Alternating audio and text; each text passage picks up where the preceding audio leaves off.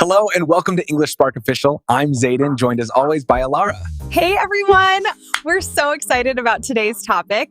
So, what if I told you that the ums, the ahs, the slight hesitations you hear in a podcast, right? Right. Like even that little accidental chuckle in the audio you might have listened to on your commute this morning? What if all of that was mathematically calculated by a machine? It's a completely unsettling thought. Yeah, like every breath taken by the host wasn't actually oxygen entering lungs, but, a string of code executed just to artificially lower your skepticism. It fundamentally changes how you experience media. You stop hearing a genuine conversation and you start hearing the execution of a highly sophisticated algorithm, really, designed to bypass your social radar. Exactly. And today, we actually have our hands on the blueprint that proves this isn't just some theoretical future thing. It is actively happening right now. Yes, we do. We are doing a deep dive into a very specific, totally behind-the-scenes master document.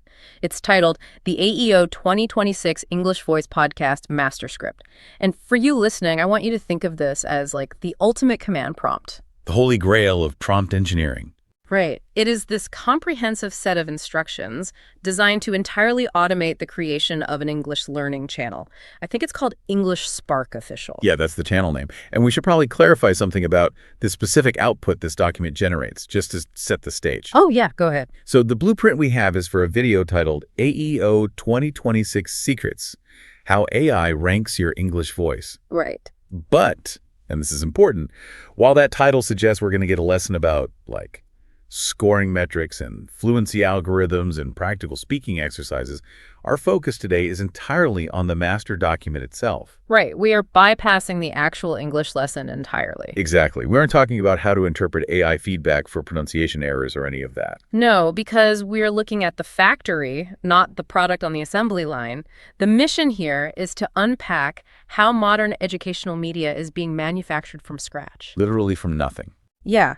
We want to see how these instructions completely blur the line between a genuine human educator and a perfectly engineered piece of synthetic content. Like, how is this illusion built from the ground up? Well, the foundation of that illusion, it starts with the persona. The prompt doesn't just ask for a script. It actively mandates the simulation of humanity. Which is wild to see written out in plain text. It really is. It commands the creation of two specific, entirely fabricated hosts, a male named Zayden and a female named Alara. Zayden and Alara. Yeah, and it provides these incredibly strict parameters for their existence. Like, the document dictates an age tone of 20 to 30. Okay. They have to sound friendly, casual, and modern. But the technical constraints placed on how they actually speak, that's what really highlights the sophistication of this prompt. Right, because it's not just read this text. No, the rules use all caps to emphasize this. It says, not robotic, not textbook. Wow. The AI is explicitly ordered to write in interruptions, reactions, agreement, and light humor. Light humor, like it's an ingredient you just sprinkle in. Exactly. And it even commands the generation of short pauses written naturally into the script flow. I keep visualizing this like a highly advanced digital puppet show, like a director giving behavioral notes to an actor, except the actor is a neural network calculating the statistical probability of the word That's a great analogy, because if you think about how large language models function at a base level, their default state is hyper-efficiency. Right. They just want to give you the answer. Yeah, they are predictive engines designed to output the most logical, syntactically perfect string of tokens to satisfy whatever query you gave it. Which is not how humans talk at all. Not even close. Human conversation is incredibly inefficient. We talk over each other, we lose our train of thought, we use filler words. Like we're doing right now. Exactly. We use filler words while our brains literally buffer the next sentence. So to make Zayden and Alara convincing, the developers have to force the AI to actively suppress its own efficiency. They're programming deliberate inefficiency. Precisely. It requires really complex prompt engineering to force an LLM to generate a low probability token, like deciding to insert a sudden interruption or a conversational pivot instead of just delivering the information linearly. And when you pair that text output with modern text-to-speech engines, right, using those advanced markup languages that physically render the audio of a slight breath or a moment of vocal fry. The result is practically indistinguishable from a biological human. Which brings up a tension I've been really wrestling with since reading these instructions. Because, okay, we know that when you hear someone laugh or when they stumble and correct themselves, your mirror neurons fire. Right, the biological response. Yeah, you feel a subconscious moment of social connection. But when you know that a line of code explicitly commanded, insert light humor here to simulate humanity, does that make the AI seem more human to you? Or does knowing the mechanism make it feel inherently more alien and deceptive? Oh, I mean, you're hitting on the core vulnerability of human psychology there. Am I? Absolutely. Because our social hardware evolved over hundreds of thousands of years to recognize specific auditory cues, right? Markers of safety, empathy, group cohesion. Yeah. Your brain doesn't have a firewall to distinguish between a biological laugh and a synthetic one. The biological reaction in your amygdala still happens. You still drop your guard. So the prompt is basically executing a man-in-the-middle attack on my empathy. That is a highly accurate way to frame it. Yeah. And honestly, the developers know this. They aren't programming Zayden to pause and chuckle just to show off their tech. Right, it's not a flex. No, they're doing it to establish baseline trust. Because once you trust Zayden and Alara, once your brain categorizes them as like friendly peers, you become infinitely more receptive to the actual payload of the content. The payload, right, which brings us to the curriculum itself. If the fabricated voices are the Trojan horse, the cargo is what they're actually teaching. Exactly. And the master document lays out this completely stealthy educational structure that these digital hosts are required to deliver. Yeah, the linguistic constraints here are really fascinating. The prompt explicitly restricts the content to an A2 to B2 English learner level. So for context for you listening, that's moving from a basic functional vocabulary up to like upper intermediate fluency. Right.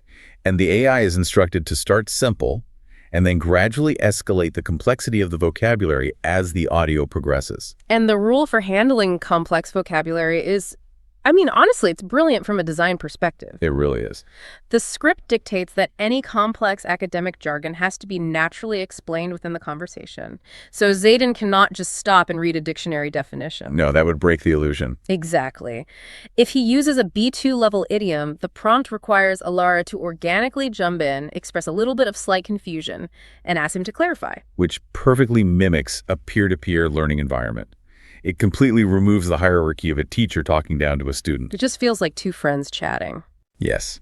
And furthermore, the master script demands a very rigid time frame. The generated content must span exactly 20 to 25 minutes of speaking time.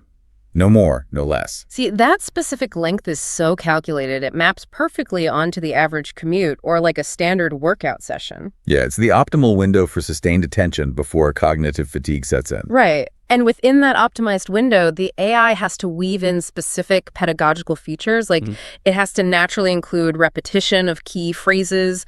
It has to incorporate shadowing practice where a host might casually say, hey, repeat after me. And it has to sprinkle in small interactive listening questions. But the absolute most critical rule in this section of the blueprint, and this is huge, it's a negative constraint. Oh, yeah. This part blew my mind. The document states, in all caps, do not label sections explicitly. So it demands that the AI seamlessly blend the hook, the deep dive, the recap, and the practice assignment. The listener is never, ever supposed to feel the seams of the lesson plan. Right. And from a traditional pedagogical standpoint, this is a massive disruption. Standard education relies heavily on signposting. Right, like Chapter 4, the past participle. Exactly. You open a textbook, you see the chapter title, and you know exactly what cognitive task you're about to perform. The architecture of the learning is visible. But this master script dictates that the architecture must be invisible. Yes. It relies entirely on a concept called incidental learning. Incidental learning, where you acquire the knowledge without the conscious intention of studying, like, picking up slang from a television show. Exactly. That's a perfect example. The theory is that by hiding the lesson inside casual banter, you lower the learner's affective filter. Okay, affective filter. Let's unpack that a bit. So in linguistics, the affective filter is the emotional variable. It's the anxiety, the self-doubt, the stress that basically prevents a student from absorbing a new language. Oh, interesting. Yeah, so if you don't feel like you're being tested, your filter drops and your brain just absorbs the vocabulary more efficiently. I understand the theory, but I really have to push back hard on this whole frictionless approach to education. Go for it. Because we talk so much in cognitive science about desirable difficulty, the idea that learning actually requires friction. Right. You need that moment of struggle, that conscious realization of, wait, I don't know this rule, let me figure it out, to actually forge a strong, long-term neural pathway. Cognitive heavy lifting. Exactly. Yeah. If Zayden and Alara are just smoothing over every single linguistic bump in the road with a joke and a seamless transition, aren't you basically just passively consuming entertainment? It's a huge point. And it's actually a highly debated topic among neuroeducators right now. Yeah. Without the friction, do you actually consolidate the memory, or does it just wash over you like a Netflix binge? Right. If there's no cognitive heavy lifting, I feel like you just finish the 25 minutes feeling entertained, but you wouldn't necessarily be able to recall that vocabulary in a real-world scenario the next day. Yeah, recall is a different beast than recognition. So it makes me question the true motive behind the stealth mandate. Like, does hiding the educational structure actually serve the learner's retention, or does it primarily serve the platform's engagement algorithm? Oh, you're touching on the dual-purpose nature of this design now. Because it is highly probable that the stealth approach serves the algorithm first. Seriously. Think about it. If a host announces, okay, let's move on to our grammar drill, platform analytics universally show a massive spike in audience drop-off. Oh, people just close the app. Exactly. A certain percentage of people will immediately click away to something easier. By weaving the drill into the casual narrative, you prevent the click away. You trap the listener in a perfectly engineered 25-minute retention loop. Wow. So the pedagogical benefit of lowering anxiety that is real, but it is also a highly convenient byproduct of maximizing algorithmic watch time. It's the complete gamification of attention disguised as casual learning. It really is. And what's truly staggering about this master script, like, as if the audio deception wasn't enough, the disguise isn't limited to the audio. We've unpacked the scripted hesitations, the hidden A2B2 curriculum, but the illusion extends into the physical space. Yes. The visual side. Yeah, the blueprint actively dictates the fabrication of the reality you see on the screen. Toward the end of the master document, there's this dedicated section for visual generation. It provides a highly detailed prompt for an AI image generation tool called Whisk. Whisk, right. Yeah, to create the visual backdrop for the video. And the prompt commands the creation of a 4K ultra-realistic cinematic scene. It specifically asks for a, quote, professional podcast studio with a dark podcast vibe and a shallow depth of field blurring the background. And we really have to analyze what that specific aesthetic, that dark podcast vibe, actually communicates in modern digital culture. It communicates authority, doesn't it? Exactly. That visual language of moody lighting, high-end acoustic foam, and blurred backgrounds is heavily associated with deep, unfiltered intellectual conversation. Like the biggest interview shows in the world. Right. It's an aesthetic pioneered by massive, authoritative platforms. So by commanding the AI to generate that exact environment, the creators are instantly co-opting the visual authority of those spaces. It's a total shortcut to credibility. The prompt even specifies the set dressing. Like, Zayden and Alara must be wearing professional headphones. They have to be speaking into broadcast quality microphones. Attention to detail. Yeah, there needs to be motivational wall art and this glowing neon sign displaying the channel name, English Spark Official. It creates a physical grounding for the synthetic audio. Because if you hear pristine, perfectly leveled audio from Zayden, your brain expects to see a microphone. Right. So the AI provides the visual evidence to satisfy your brain's logical expectations, which just further cements the illusion. But out of all the instructions in this entire master document, there is one rule that completely stopped me in my tracks. Which one? So, under an explicitly marked important tag, the script lays out a rule for the physical appearance of the hosts. It states that the facial and physical features of Zayden and Alara must remain completely consistent across all videos, Okay. but their clothing style must change per video based on the topic's mood. Ah, yes. The wardrobe rule. From a technical standpoint, maintaining character consistency like locking the facial geometry and physical proportions while altering the clothing and lighting, that requires incredibly advanced manipulation of an AI image model's latent space. It's not easy to do. No, it is computationally expensive and really difficult to execute flawlessly.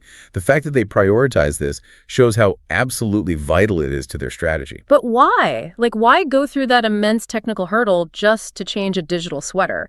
If the goal is just to make a visually appealing thumbnail for an English lesson, you don't need wardrobe changes.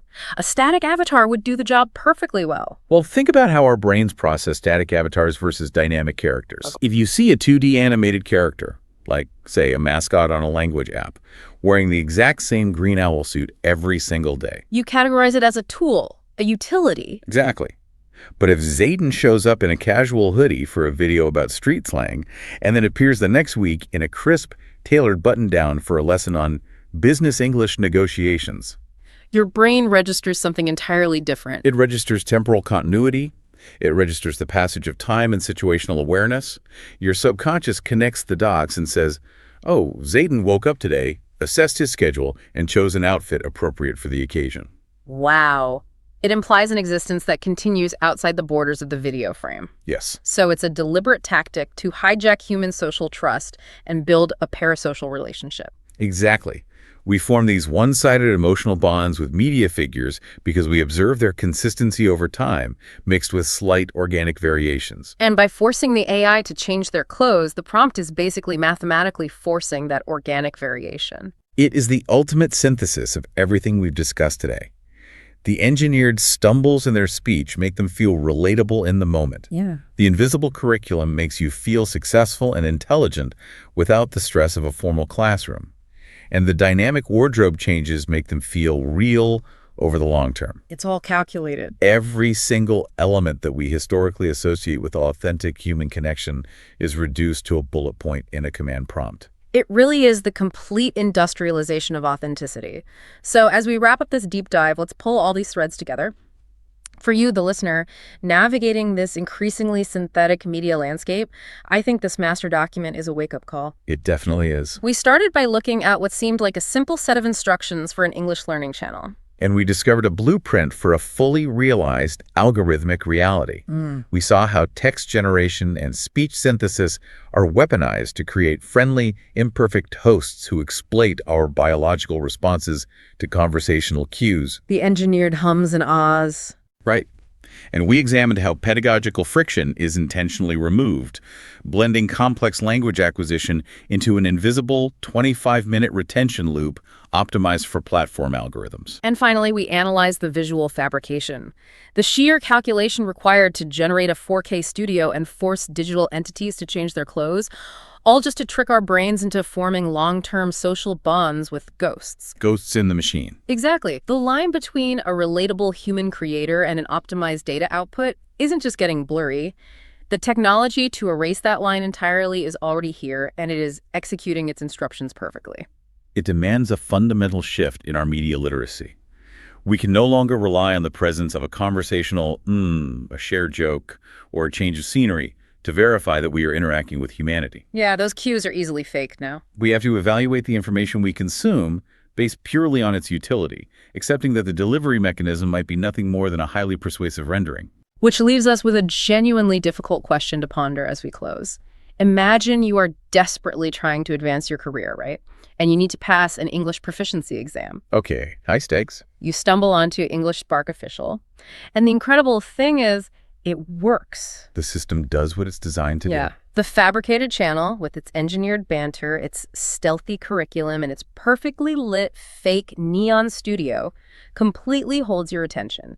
It actually succeeds in getting you to B2 fluency faster and with less anxiety than any real breathing human teacher you've ever had. It's a very real possibility. If the synthetic illusion is that perfectly tuned to help you achieve your goals, does authenticity actually matter in education anymore, or is the result all that counts?